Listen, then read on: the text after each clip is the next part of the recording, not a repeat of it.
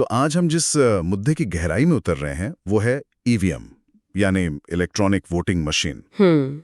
एक ऐसी चीज जिस पर चुनाव के वक्त सबसे ज्यादा बात होती है और सबसे ज्यादा सवाल भी उठते हैं। और हर चुनाव के बाद इसकी चर्चा एक नए सिरे से शुरू हो जाती है। भरोसे और शक के बीच ये हमेशा झूलती रहती है। बिल्कुल। और इसी से जुड़ा हमारे पास एक स्रोत है जो एक बहुत ही, आप कह सकते हैं, सनसनीखेज दावे की पड़ताल करता है। श्री जगदानंद सिंह वाला आरोप। हाँ, वही आरोप था कि हर ईवीएम में 25,000 वोट पहले से लोड किए गए थे। अब ये कोई छोटा मोटा आरोप नहीं है। नहीं, बिल्कुल नहीं। ये तो सीधे सीधे पूरी चुनावी प्रक्रिया की नींव पर हमला है। सही कहा। अगर ऐसा हो सकता है तो फिर लोकतंत्र का कोई मतलब ही नहीं रह जाता। तो आज का हमारा मिशन एक जासूस की तरह है। हम एक ईवीएम की यात्रा को शुरू से अंत तक देखेंगे, गोदाम से लेके गिनती की मेज तक। और इस सफर में हम ये समझने की कोशिश करेंगे कि स्रोत के मुताबिक इस प्रक्रिया में ऐसी कौन सी जगह है जहां इस तरह की गड़बड़ी की गुंजाइश हो सकती है। चलिए इस पहेली की परतें खोलते हैं। चलिए। तो सबसे पहले बात करते हैं मशीन की बनावट की, उसके टेक्निकल पहलू की। क्या किसी ईवीएम को बाहर से हैक किया जा सकता है, जैसे हम सुनते हैं कि फोन या कंप्यूटर हैक हो जाते हैं? देखिए, यही सबसे बड़ा फर्क है, और हमारे पास जो जानकारी है वो इसे बहुत साफ करती है। ईवीएम को उस तरह से हैक करना संभव है ही नहीं। अच्छा। हाँ, इसे एक पुराने मजबूत तिजोरी की तरह समझिए।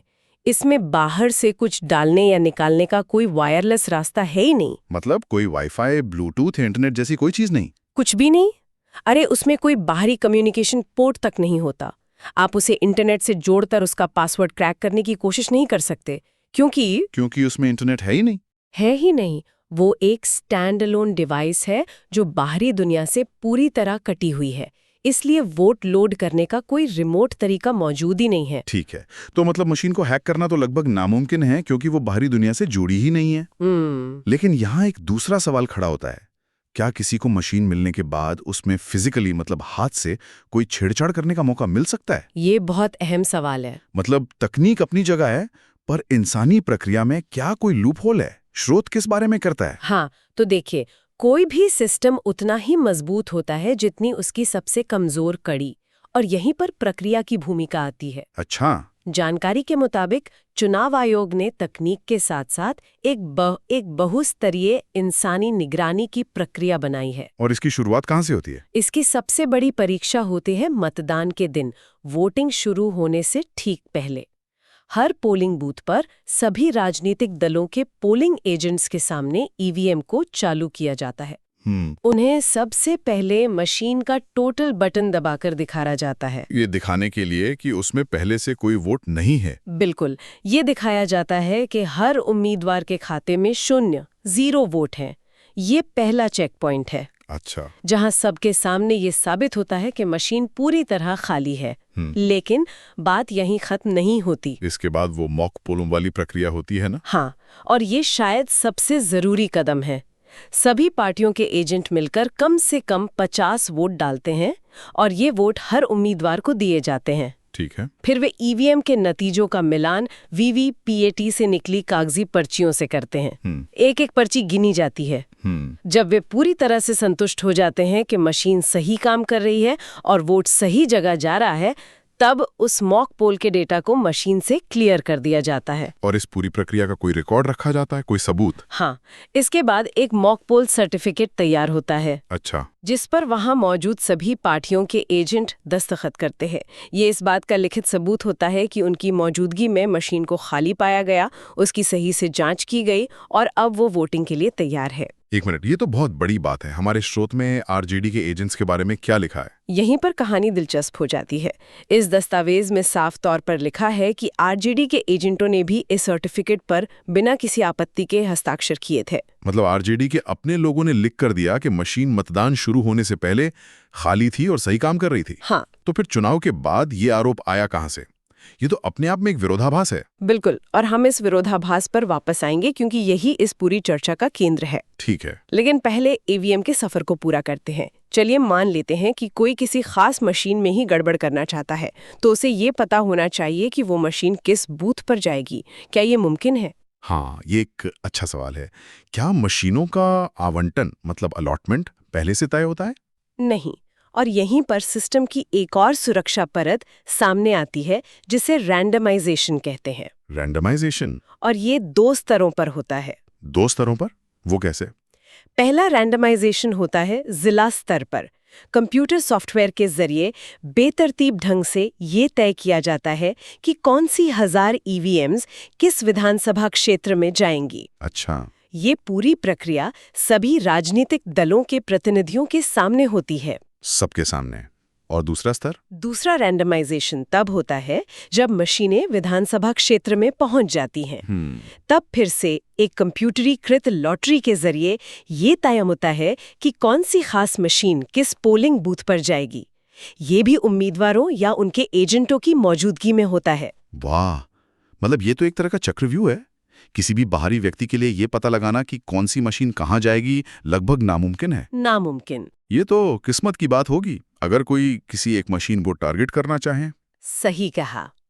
इस दोहरी रैंडमाइजेशन प्रक्रिया का मकसद ही यही है कि किसी भी तरह के इंसानी हस्तक्षेप या आप कह सकती हैं पूर्वाग्रह की गुंजाइश को खत्म कर दिया जाए। ठीक है, तो मशीन तकनीकी रूप से सुरक्षित है और ये पता लगाना भी मुश्किल है कि कौन सी मशीन कहाँ जाएगी। अब मशीन बूथ पर पहुंच गई, मतदान हो गया, इसके बाद क्या होता है? क्योंकि असली खेल तो वोटों की गिनती तक उसे सुरक्षित रखने का है। यहाँ भी प्रक्रिया बहुत सख्त है। हमारे पास जो जानकारी है वो बताती है कि पोलिंग एजेंट सिर्फ मतदान के दौरान ही नहीं बल्कि उसके बाद भी मशीन के साथ रहते हैं। अच्छा। वोटिंग खत्म होते ही ईवीएम को सबके सामने सील किया जाता है। इस पर उम्मीदवार और उनके एजेंट अपनी खास सील भी लगाते हैं ताकि उसे कोई खोल न सके। और फिर ये मशीनें कहाँ जाती हैं? उन्हें एक बख्तरबंद गाड़ी में सुरक्षा बलों के साथ स्ट्रांग रूम तक ले जाया जाता है। ये स्ट्रांग रूम किसी किले की तरह होते हैं। किले की तरह? हाँ, मतलब उनमें एक ही दरवाजा होता है और 2 ताले लगे होते हैं। एक चाबी रिटर्निंग ऑफिसर के पास और दूसरी असिस्टेंट रिटर्निंग ऑफिसर के पास। और पार्टियों की निगरानी का क्या? वो कैसे होती है? स्ट्रांग रूम को सभी पार्टी प्रतिनिधियों के हस्ताक्षर वाली सील से बंद किया जाता है। इतना ही नहीं, वहाँ 24 घंटे सीसीटीवी कैमरे लगे होते हैं। 24 घंटे? हाँ, जिसकी लाइव फीड उम्मीदवार अपने घर बैठे देख सकते हैं। कुछ जगहों पर तो उम्मीदवार अपने टेंट लगाकर खुद भी पहरेदारी करते हैं। अच्छा।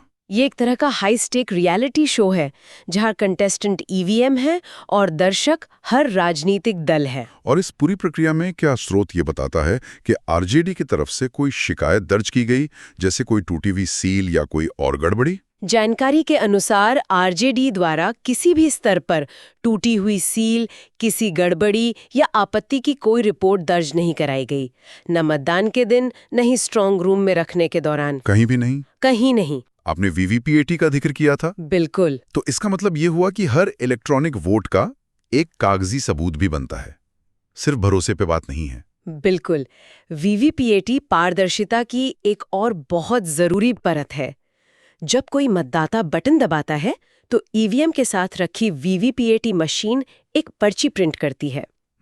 इस पर्ची पर उम्मीदवार का सीरियल नंबर, नाम और चुनाव चिन्ह छपा होता है। और वो पर्ची मतदाता देख सकता है? हाँ, वो पर्ची एक शीशे की स्क्रीन के पीछे लगभग 7 सेकंड के लिए दिखाई देती है। अच्छा, 7 सेकंड के लिए? हाँ, इससे मतदाता को आंखों देखी तसल्ली हो जाती है कि उसका वोट उसी को गया है जिसे उसने चुना था। इसके बाद वो पर्ची कटकर वीवीपीएटी के एक सीलबंद डिब्बे में गिर जाती है जिसे कोई छू नहीं सकता। तो एक इलेक्ट्रॉनिक रिकॉर्ड है और एक कागजी रिकॉर्ड भी। और इन पर्चियों का क्या होता है बाद में? गिनती वाले दिन सुप्रीम कोर्ट के आदेशानुसार हर विधानसभा क्षेत्र में से रैंडम तरीके से किन्हीं 5 वीवीपीएटी मशीनों की पर्चियों की गिनती की जाती है। 5 मशीनों की? इस प्रक्रिया में कहीं भी ईवीएम और वीवीपैट के आंकड़ों में कोई अंतर नहीं पाया गया। तो यहाँ आकर सारी कड़ियां जुड़ती हैं। अगर हम स्रोत को देखें तो ये एक अजीब सी पहेली बन जाती है। एक तरफ चुनाव के बाद एक गंभीर आरोप है और दूसरी तरफ चुनाव के दिन उसी पार्टी के एजेंट हर उस दस्तावेज पर दस्तखत कर रहे हैं जो कहता है सब कुछ ठीक है, हमारी मौजूदगी में हुआ, हमें कोई आपत्ति नहीं है। ये सिर्फ एक प्रक्रिया नहीं, ये एक कानूनी और तथ्यात्मक विरोधाभास है। हमने मॉक पोल सर्टिफिकेट की बात तो की, हाँ। लेकिन एक और बहुत जरूरी दस्तावेज है। कौन सा दस्तावेज? मतदान के अंत में तैयार होने वाला फॉर्म 17C। Form 17C? हाँ, ये उस बूथ का जनपत्र जैसा है। इसमें लिखा होता है कि उस बूथ पर कुल कितने वोट पड़े, कितने पुरुषों ने डाले, कितनी महिलाओं ने। अच्छा, पूरी डिटेल। पूरी डिटेल। जब इस पर सभी एजेंट दस्तखत करते हैं तो वे कानूनी तौर पर ये मान लेते हैं कि मशीन में दर्ज वोटों की संख्या और बूथ पर हुई वोटिंग की संख्या एक ही है। ये गिनती के दिन किसी भी विवाद का सबसे बड़ा सबूत होता है। और इस पर भी आरजेडी के एजेंटों के दस्तखत थे? जानकारी यही कहती है। उन्होंने mock poll certificate, form 17C और मशीन को सील करने वाले सभी दस्तावेजों पर बिना कोई आपत्ति जताए हस्ताक्षर किए। ये दस्तावेज इस बात का कानूनी प्रमाण है कि पूरी प्रक्रिया उनकी संतुष्टि के अनुसार हुई। ये उस दावे का सीधे तौर पर खंडन करता है। तो मतलब स्रोत के अनुसार आरोप और जमीनी हकीकत, जैसा कि उनके अपने एजेंटों ने प्रमाणित किया, दो बिल्कुल अलग कहानियां बताते हैं। तो आज की चर्चा में हमने स्रोत के अनुसार देखा कि ईवीएम को लेकर जो आरोप लगाए गए उनके जवाब में एक बहुस्तरीय सुरक्षा प्रक्रिया मौजूद है।